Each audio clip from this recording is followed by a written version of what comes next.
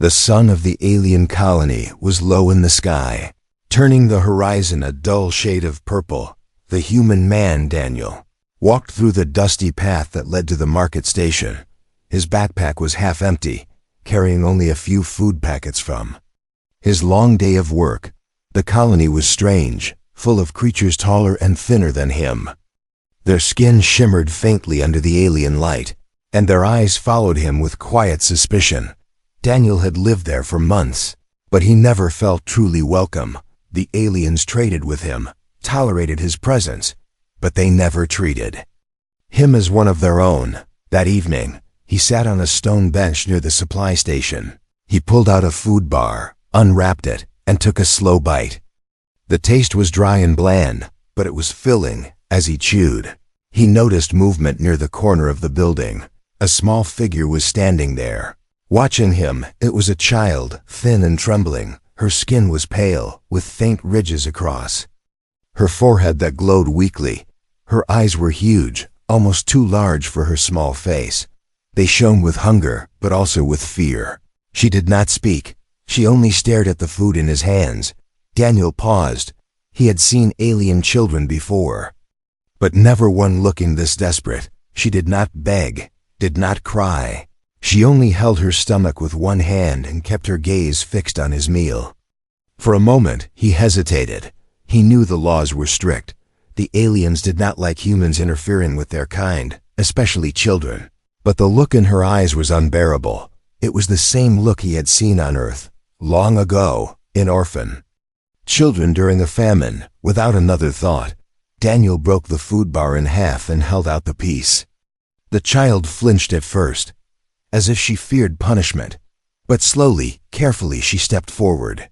Her bare feet touched the cold ground. She reached out her thin hand and took the food. She ate quickly, almost too quickly, her small teeth tearing into the bar like it was the first meal she had seen in days. Crumbs fell to the ground, but she did not stop. Daniel watched quietly, feeling something heavy in his chest. When she finished, she looked up at him. Her lips trembled. Her eyes seemed wet for a second. Daniel thought she might speak, but she said nothing instead. She turned and ran down the narrow street, vanishing into the crowd of tall alien figures. Daniel sat there in silence, holding the other half of the food bar. Something about that moment unsettled him. Why was a child of such a powerful alien race starving on the streets? And why did she run as if she were guilty? His thoughts were broken when two alien guards walked past. Their armor shimmered under the strange sky. One of them glanced at Daniel, then at the crumbs on the ground. The guard's expression turned sharp. He leaned toward his partner and whispered in their guttural tongue. The other guard's eyes narrowed, and both of them looked in the direction where the child had run.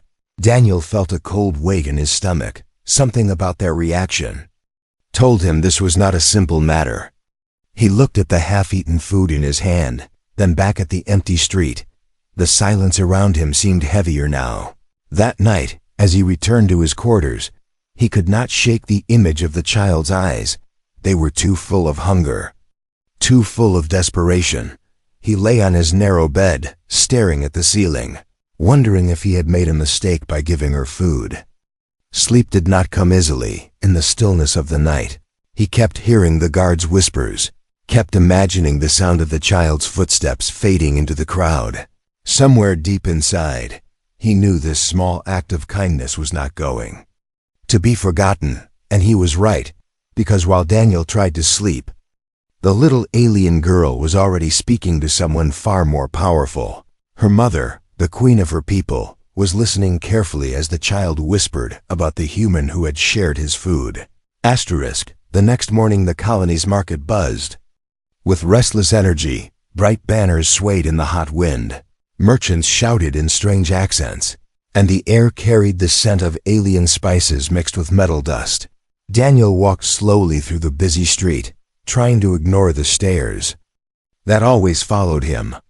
Humans were rare here, and every step he took reminded him of it. Yet that day something was different. The whispers were louder, heavier, as if the whole market carried a secret. People leaned close to each other, their large eyes darting nervously toward the guards who patrolled every corner. Daniel stopped near a stall selling glowing fruits. He reached into his pouch to trade, but the merchant refused to meet his gaze. Instead, the alien muttered in his own language and quickly pushed him away. Behind Daniel, two strangers were whispering. Their words were not meant for him, but he had learned enough of their tongue to understand broken fragments. Royal blood. Wandering outside, one voice said. Forbidden's hunger. Shame to the throne, another added. Daniel's chest tightened. His thoughts flashed back to the little girl he had fed the night before. Her pale, ridged skin, her glowing eyes, her desperate hunger. Was she truly someone important? Could she really be connected to the royalty they spoke of? He turned his head slightly, scanning the crowd. Every time he caught someone's eye, they quickly looked away. The fear was real, but not of him. It was fear of something larger, something untouchable. Daniel kept walking, blending into the crowd as best as he could. At the corner of the street, two old traders argued. One slammed his hand on the counter and hissed, "If the queen learns of this, heads will roll." The other replied, "It is already known." The child pointed. The guards followed. "It is too late." A shiver ran through Daniel. He had not done anything wrong. He had only given food to a starving child, but the way they spoke, it felt like he had stepped into a dangerous game without realizing. Suddenly, Daniel felt eyes on him, not just curious glances, but sharp, deliberate attention. Across the street, two cloaked figures stood in the shadow of a tower.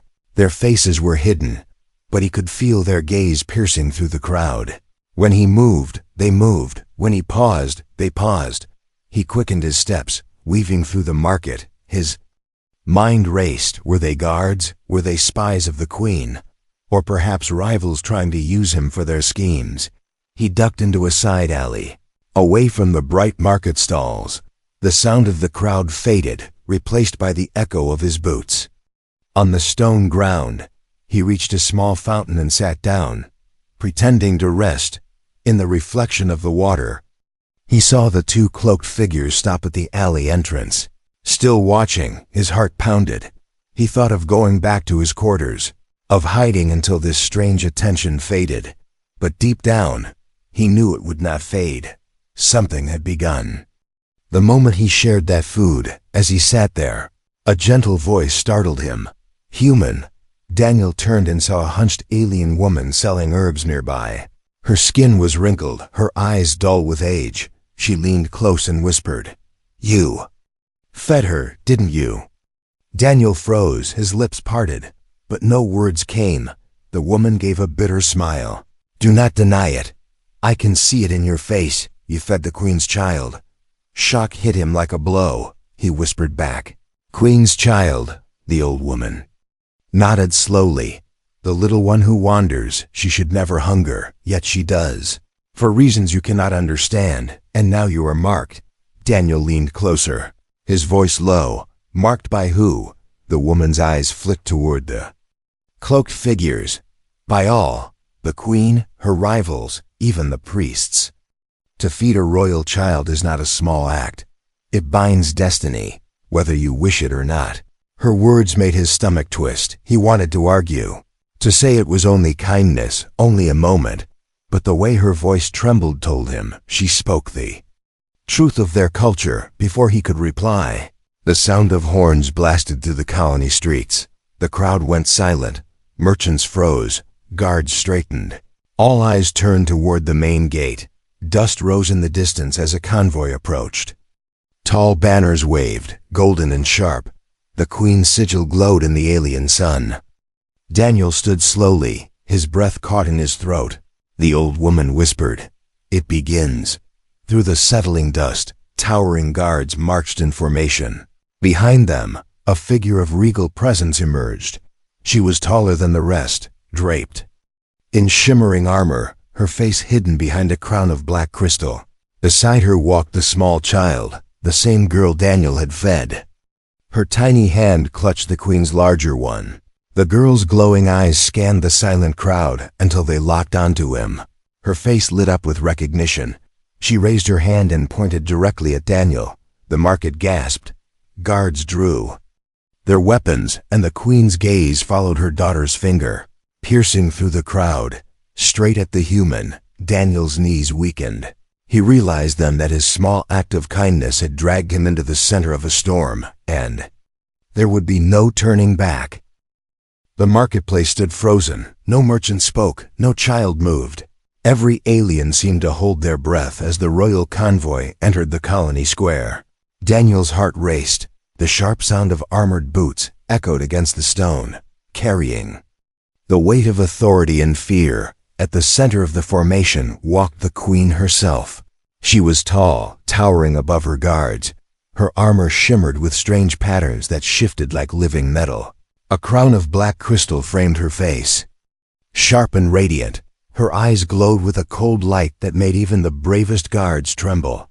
Beside her, holding her hand tightly, was the little girl Daniel had fed. The child looked smaller than before, almost fragile under the queen's shadow.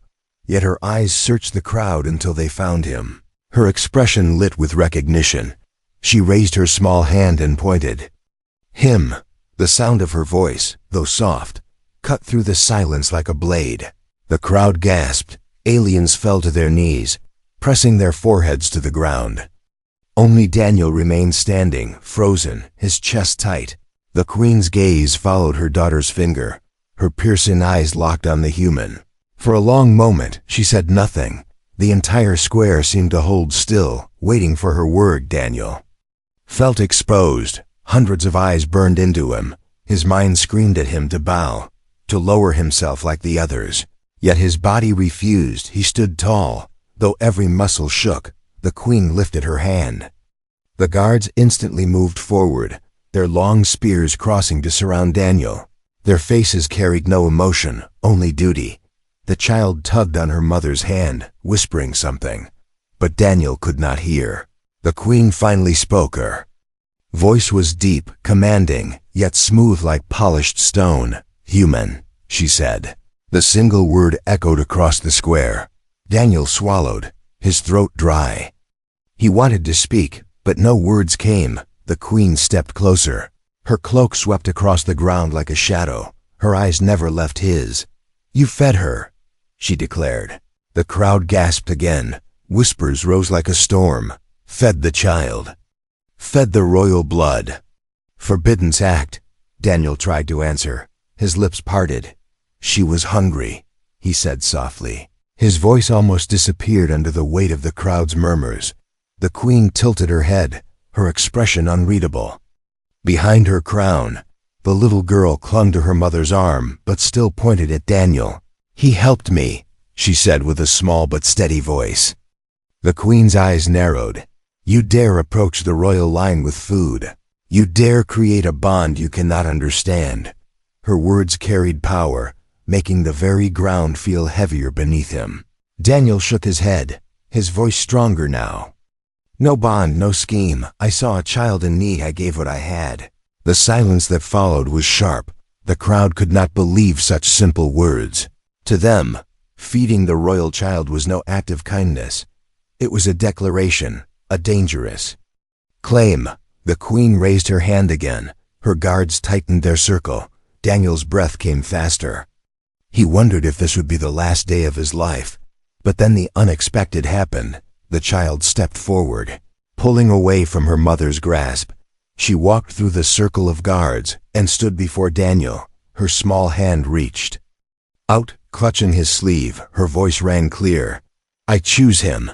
The entire market gasped. Even the queen's expression faltered for a second. Daniel froze, his heart pounding. He looked down at the girl holding onto him with unwavering trust. The queen's eyes hardened. Take him, she commanded. Guards seized Daniel's arms, their grip like iron. The girl cried out, clinging tighter to him.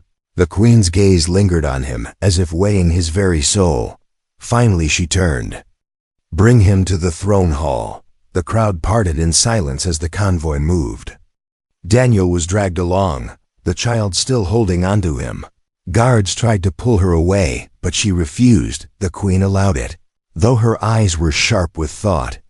As they marched through the streets, Daniel's mind spun. He did not know what fate awaited him inside the alien palace: execution, punishment, or something stranger. The whispers of the market still echoed in his head. Royal blood, sacred bond, destiny. At the towering gates of the palace, the convoy stopped. The massive doors, carved with symbols of power, slowly opened. A cold wind swept out, carrying the scent of incense and ancient stone. Daniel was pushed forward. The child still held onto him, refusing to let go. The queen walked ahead, her voice calm but filled with authority. "We will see if your words are truth, human," she said without turning. In the throne hall, all is revealed, and with that, Daniel crossed into the heart of alien power, knowing his life would never again be his own. The throne hall of the alien palace was vast and echoing.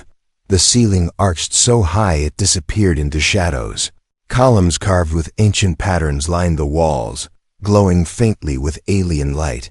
Nobles and priests filled the chamber, their eyes cold and watchful. Every breath Daniel took felt heavy under their judgment. The queen walked ahead with measured grace, her long cloak trailing across the polished floor. The little child clung to Daniel's arm stubbornly, refusing to release him even as guards tried to separate them. At last the queen raised her hand.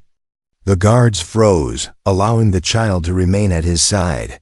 The queen ascended the steps to her throne, a seat carved from crystal and stone. Taller than any Daniel had seen, she lowered herself onto it with authority, her glowing eyes locked onto him. The nobles bowed, the priests chanted softly, the hall grew silent. "Human," the queen said, her voice carrying power that echoed through the chamber. "You stand accused of binding yourself to my daughter through the act of feeding. In our law, such an act is no mere kindness. It is a bond, a claim, a dangerous thread between species." Daniel swallowed hard. His throat felt dry. He looked at the countless eyes staring at him, waiting for his response. He wanted to say something clever, but all he had was the truth. "She was hungry," he said simply.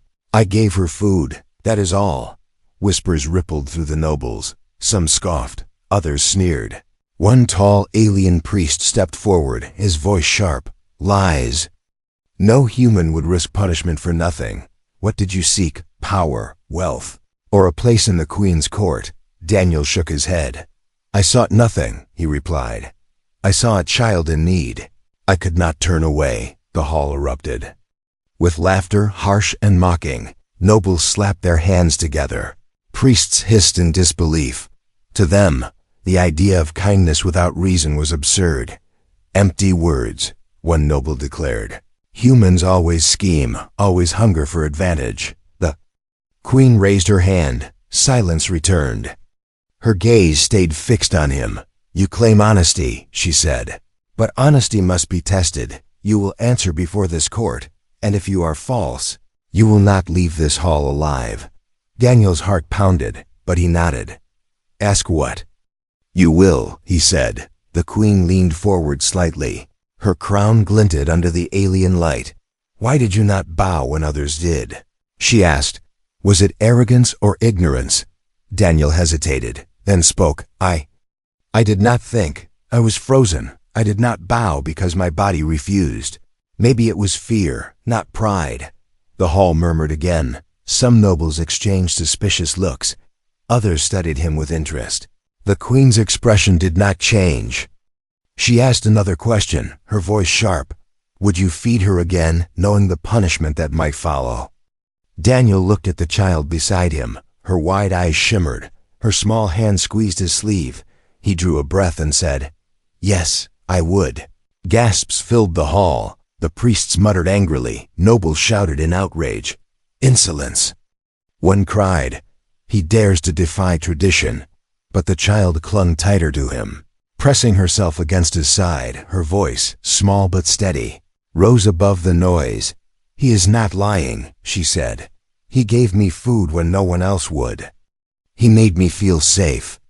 The queen turned her gaze to her daughter. For a long moment, silence filled the chamber. Then the queen lifted her hand, and the hall quieted once more. "You speak with a child's heart," the queen said to her daughter. "But a kingdom is not guided by hunger or affection. It is guided by law." Her eyes returned to Daniel. "Still, the law demands fairness. And so we shall test you further." Two priests stepped forward, carrying a golden bowl filled with strange glowing liquid. They set it at Daniel's feet. "Drink," the queen commanded. "It will reveal truth from lies. If your heart holds deception, it will burn you. If your heart is pure, it will leave you untouched." Daniel stared at the bowl. The liquid pulsed with light as if alive. His stomach twisted, but he knew he had no choice. He bent down, lifted the bowl with shaking hands, and drank. The liquid was bitter, burning against his tongue. He closed his eyes, expecting pain, but instead, warmth spread through his chest, steady and calm. When he opened his eyes, he was unharmed. Gasps filled the hall again. The priests looked unsettled. The queen's eyes narrowed, but she did not speak at once. She studied him carefully, as if seeing him differently. At last she said, "The truth binds you, human, yet truth alone is not enough. You have stepped into a bond that may shape more than your own life.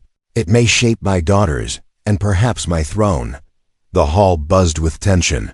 Some nobles protested loudly. "He must be executed before the bond grows."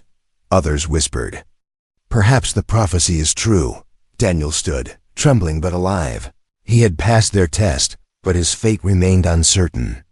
The queen leaned back on her throne, her voice low but firm.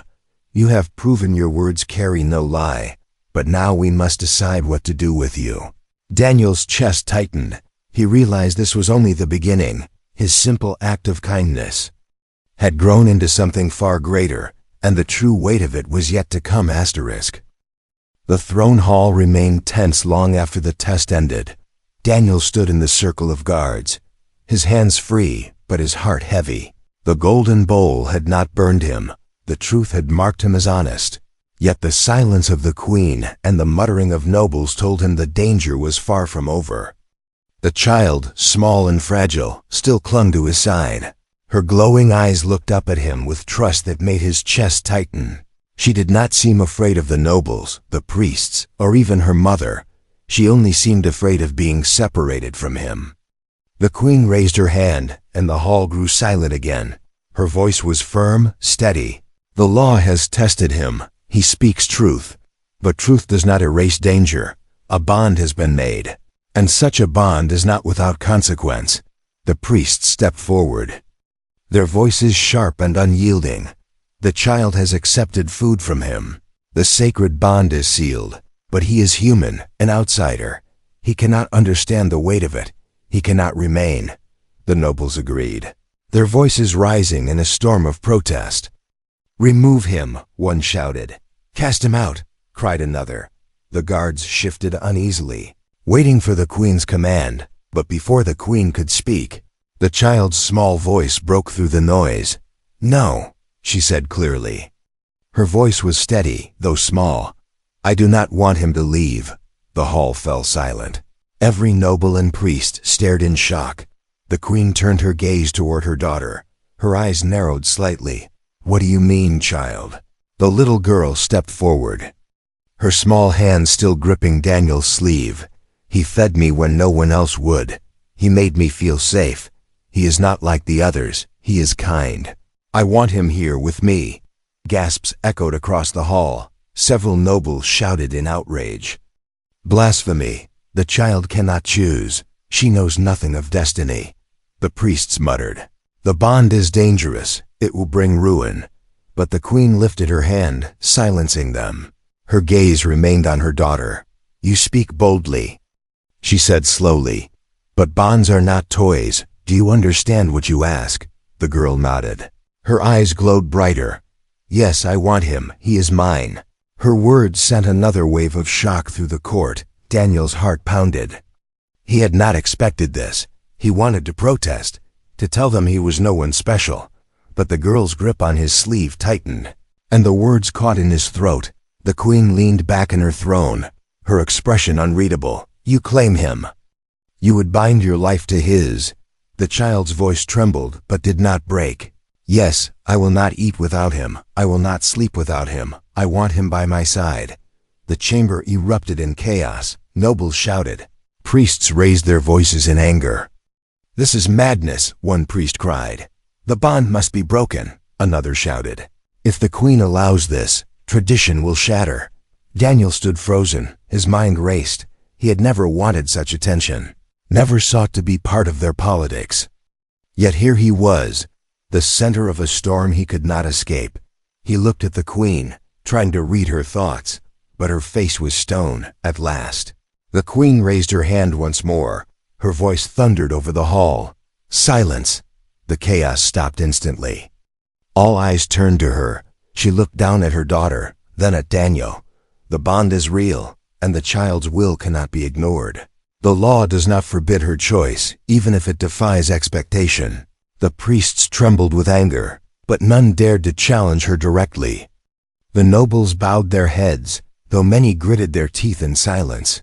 The queen turned her gaze on Daniel, her words heavy with warning. "Human, you have been chosen. You may not understand what this means, but know this: her choice binds you. You are not free to walk away. If you remain, you accept the weight of her wish. If you refuse, you will answer to me." Daniel's throat tightened. He wanted to shout that he had never asked for this, that he was only a man who shared his meal. But when he looked down at the girl clinging to him, her eyes shimmering with hope, he could not speak those words. He only managed to whisper, "I did not mean for this, but I cannot hurt her." The queen's eyes narrowed. She studied him for a long, silent moment. Then she said, "So be it. The court will convene. The priests will interpret. But until then, you remain here, under the protection and the judgment of the crown." The hall slowly emptied, nobles whispering angrily, priests muttering curses. Only the queen, the child, Daniel, and a circle of guards remained. The child pressed herself against him, refusing to let go. Daniel realized then that the child's wish had changed everything. He was no longer just a human visitor in an alien land. He was now entangled in a destiny he could not have imagined. A destiny shaped by the innocent trust of a hungry child. And though fear filled his heart, he also felt something else, an unfamiliar warmth, a strange sense of belonging. He knew that whatever came next, nothing would ever be the same again. ****. The palace council chamber glowed with pale fire. Tall crystal torches lined the walls, casting shifting light across the faces of priests and nobles. The queen sat at the head of a long stone table, her crown gleaming like a blade in the dim glow. At her side sat the little princess, still holding onto Daniel's sleeve. Refusing to let him out of reach, Daniel stood at the far end, surrounded by guards. His heart pounded in his chest. He had been dragged from one judgment to another. And still the questions kept growing. He had not chosen this path, yet here he was, facing the rulers of a world he barely understood. The queen lifted her hand, and the voices in the chamber fell silent. "The bond cannot be ignored," she said. Her voice cold but steady. "Our laws are older than this throne, and they speak clearly when royal blood accepts food freely from another. The bond is sacred. The priests will speak, and their words will decide his fate." A tall priest stepped forward, his robe heavy with golden thread. His face was thin, his eyes sharp. He held a scroll in his hands and unrolled it slowly.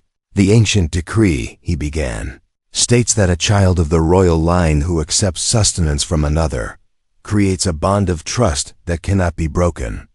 Such a bond must be fulfilled in one of two ways: through oath of service, or through union of life." The chamber stirred with whispers.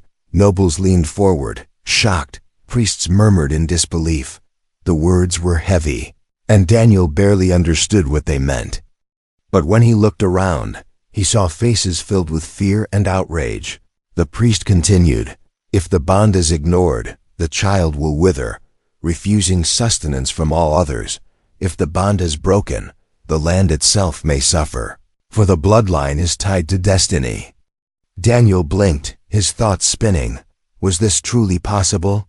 Could a simple act of sharing food bind lives in such a way? He wanted to laugh, to deny it. But when he looked down at the girl holding his sleeve, he saw truth in her glowing eyes. She had not eaten again, she had only clung to him. The Queen's voice cut through the noise.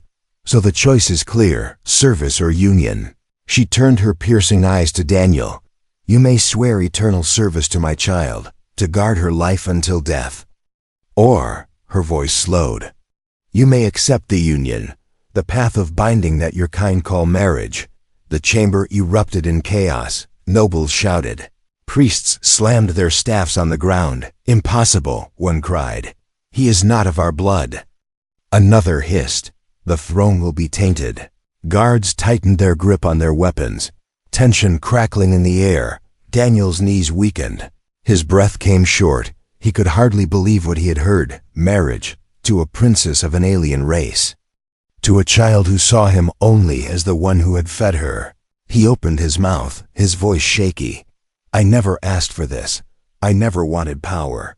I only gave her food because she was hungry. But the little princess tugged his arm and spoke with a clarity that silenced the chamber. I want him, she said. Her words were not loud, but they carried like thunder. He made me feel safe. He gave me warmth. He is mine. The Queen's eyes flickered. For the first time, her mask of cold authority cracked, only slightly. She looked at her daughter with something softer, something almost human. Then she looked at Daniel, studying him as though weighing every breath he took. You see her choice, the Queen said, and the law supports it. But you are human, and this bond will bring storms to both our peoples. Are you willing to face that storm? Daniel's lips trembled, his heart screamed to run, to deny it, to escape. But when he looked down at the child clutching his arm, her eyes wide with hope and fear, his chest tightened. He could not abandon her, not after what he had seen. He whispered, his voice weak. I don't know if I am ready, but I will not turn away from her. Gasps filled the chamber. The Queen's eyes narrowed. Then you accept the bond, Daniel swallowed hard. If it means she will live, yes. The room burst into a storm of voices, nobles outraged, priests horrified. Some shouted that the prophecy was real. Others cried that disaster was coming. But above it all, the little princess clung tighter to him, her face buried in his arm. The Queen stood, her voice cutting through the chaos. Enough. Silence fell instantly. She raised her hand, her crown glowing with alien light. The human has spoken. The law demands we honor it. From this day forth, he is bound. His place is no longer outside, but within. Her words struck the chamber like a hammer. Priests bowed reluctantly. Nobles muttered curses under their breath. But none dared to challenge her openly. Daniel's chest heaved with the weight of it. He had not wanted this destiny, but it had been forced upon him. And yet, when he looked at the princess smiling faintly at his side, for the first time he felt the faintest spark of belonging. The Queen's voice lowered, sharp and final. Prepare the rites, she commanded. The bond will be sealed, and the world will witness the unexpected union of bloodlines. Daniel felt the ground shift beneath him. His life, once ordinary, had turned into something beyond imagination. He was no longer just a man who gave food to a hungry child. He was now the chosen, and his path would change the fate of two worlds, asterisk asterisk. The night sky above the alien capital was alive with color. Ribbons of green and violet light drifted across the heavens, a natural storm of energy that marked sacred occasions. The city below glowed with lanterns, nobles and commoners alike, whispering of the strange human who had been chosen by the royal child. Inside the palace, Daniel sat in a chamber larger than any home he had ever known. He looked around at walls carved from crystal, reflecting the light in shifting waves. Guards stood outside, their faces unreadable. He rubbed his forehead, his mind spinning. He had only wanted to live quietly, to survive in this foreign land. Yet now he was tangled in royal law, in prophecy, in the life of a child who clung to him as if he were her world. The door creaked. the little princess entered. Walking softly, she carried no crown, no jewels, only a simple robe. Her glowing eyes lit when she saw him. She rushed forward and hugged his arm tightly.